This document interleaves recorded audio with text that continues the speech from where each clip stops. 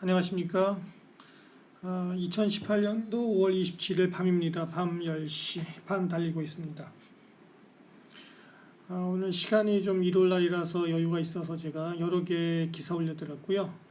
취침하기 전에 마지막으로 사설 하나, 중요한 좀 딱딱한 내용일 수 있으나 베트남의 비즈니스나 부동산에 관심 있는 분들에게는 흥미로울 수 있는 내용들입니다. 그래서 제가 마저 하나 더 올려드리고 취침하려고 합니다.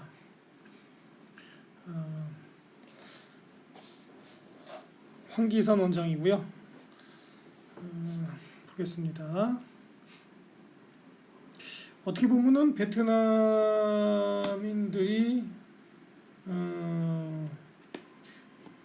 더 이렇게 뭐라 그럴까 대담한 것 같아요. 이 신문 기사 같은 거나 논설을 보면은 오히려 한국에 있는 웬만한 신문보다 또 논조가 셉니다. 제가 오히려 어떨 때는 깜짝깜짝 놀랄 정도로 그 공산당도 막 까고 치부를 과감히 드러내고 논리를 내세워서 그런 점에 대해서 저는 굉장히 긍정적으로 평가하고요. 그런 거는 사실 이쪽 사람들 문화에도 일부 있습니다. 여기 엘리트들이 이렇게 논쟁 문화입니다. 어떤 일이 생겼을 때는 논리를 세워서 끝까지 싸우는 그런 어떤 문화가 일부 있습니다. 그래서 그런 전통은 굉장히 좋다고 생각합니다. 여기 오늘 논설도 굉장히 그 정부의 그 시책, 부패에 대하여 아주 어느 정도로 강하게 때리는 건지는 저 잘 모르겠어요. 그러나 제가 느끼기에는 상당히 강하게 때리는 것을 제가 느끼겠습니다. 보면은 과연 이 그 컨트리는 베트남을 지칭하는 것입니다. 이 베트남의 그 중요 땅에 대한 관리를 제대로 하는 것이냐. 여기 베트남의 땅은 대부분이 다 국유지죠. 대부분이 국유지입니다. 공산국가니까 모든 땅은 개인 소유보다는 나라가 소유하고 나라가 관리하는 것이죠. 왜냐하면은 그 법적인 근거는 인민들이 가장 국가의 소중한 재산인 땅을 갖다가 모든 인민들이 뜻을 모아서 국가에게, 공산당에게 그 관리를 위임했다는 것입니다. 법적인 근거는. 그렇기 때문에 인민들로부터 권을 이양받은 공산당과 공산당이 지배하는 국가가 인민들을 위하여 땅을 대신 공평하게, 페어하게 관리해 준다는 것이죠. 그것이 이제 논리인데, 여기서 지적하는 것은 여기서 깔 수 있는 것은 그러한 법적으로 위임받은 근거를 위반한 것이 아니냐. 인민들의 소망을 공산당 및 정부가 위반한 것을 저버리고 공평하게 인민들을 위하여 선한 관리자로서의 의무를 위반한 것이 아니냐고 지적하는 것입니다. 논리가 참 재밌네요. 그죠? 신선합니다. 그래서 그 점에 대해서 좀 몇 가지 들여다보겠습니다.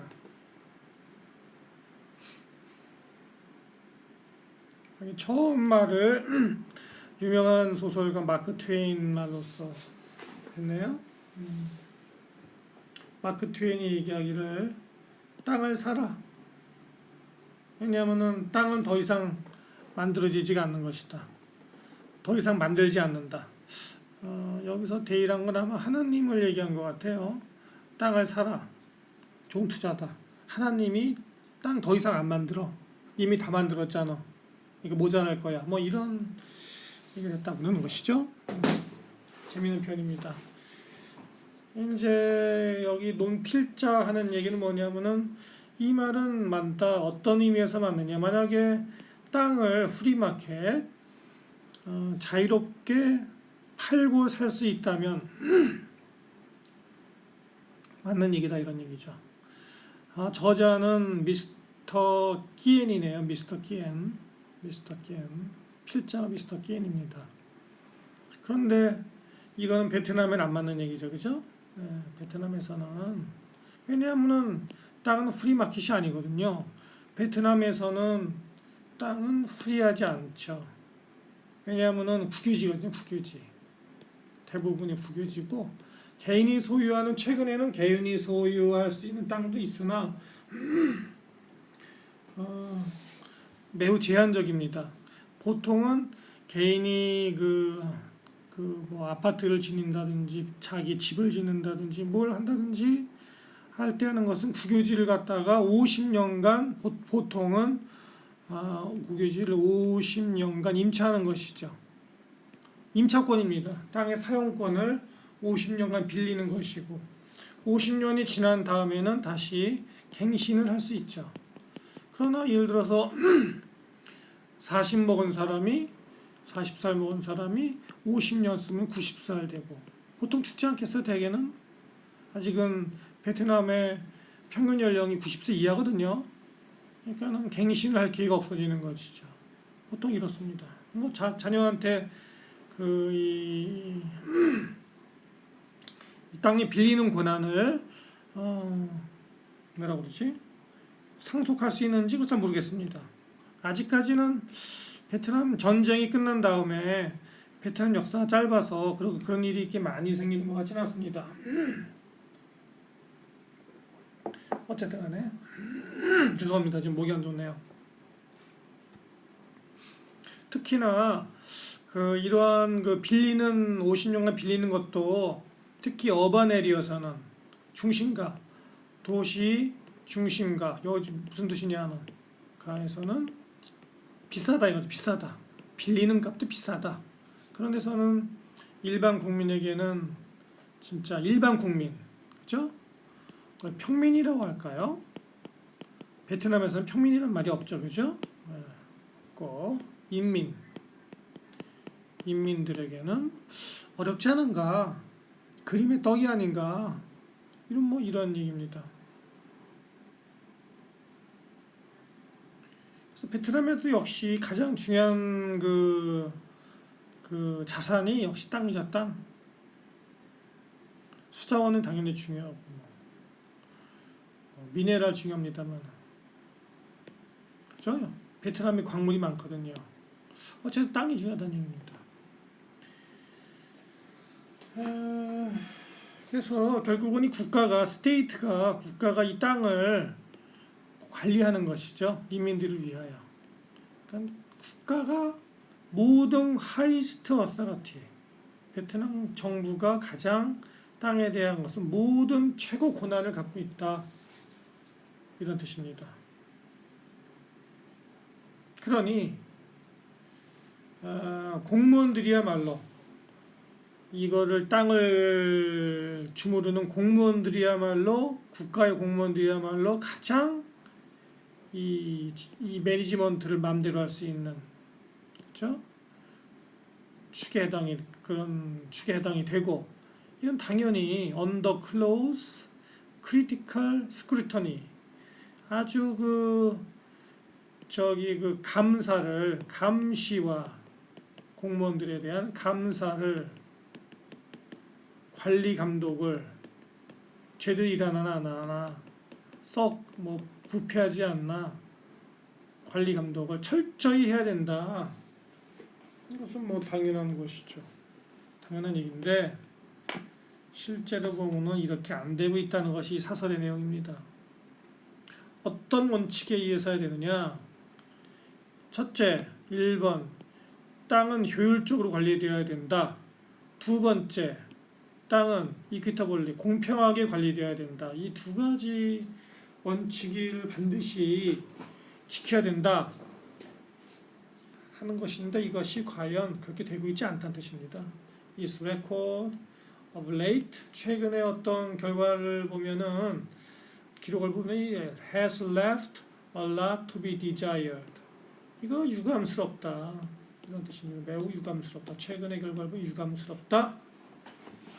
그래서 사례들을 좀 얘기하고 있는데요. 최근에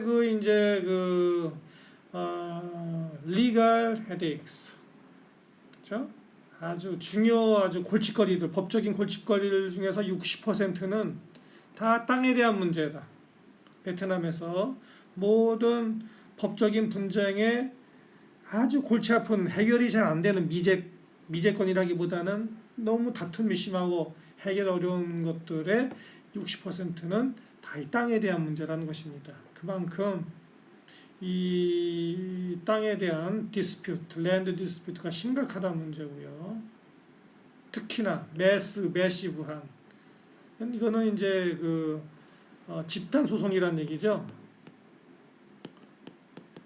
단순히 뭐 한두 명의 뭐 소송이 아니라 매스랜드 또는 큰 땅에 대한 거 또는 뭐 매시브한 큰 규모의 소송 또는 집단 소송 뭐 이런 뜻입니다.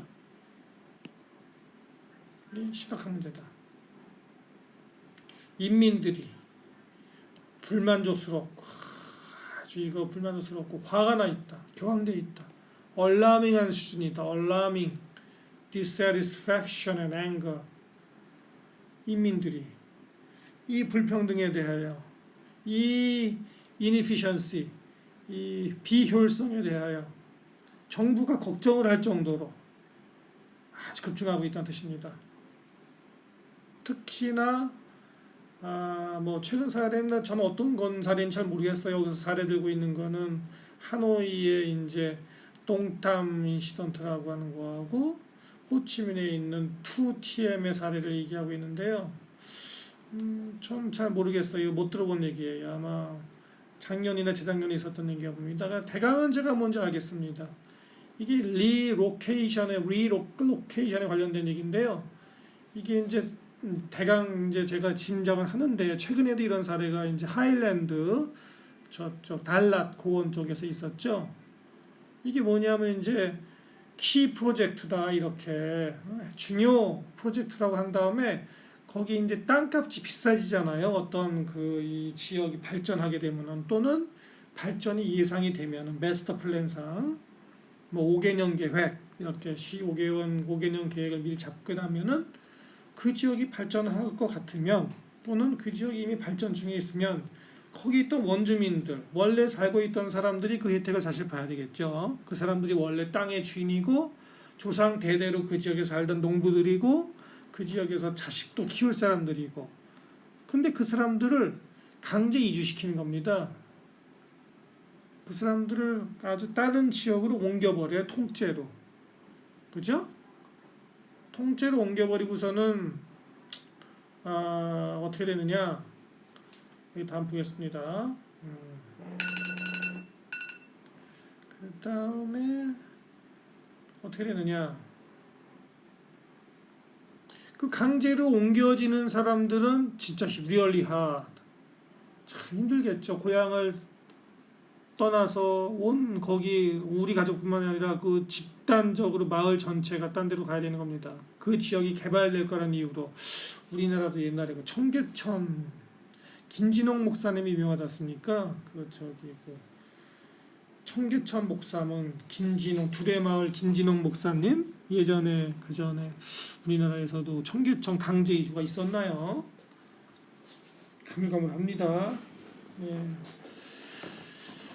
우리나라에 있었던 여기도 똑같습니다. 그래서 강제로 이동시켜 버리고 그 사람들은 새로운 것 땅에 가서 생고생을 합니다. 그러면은 어떤 사람들은 some people이나 어떤 기관은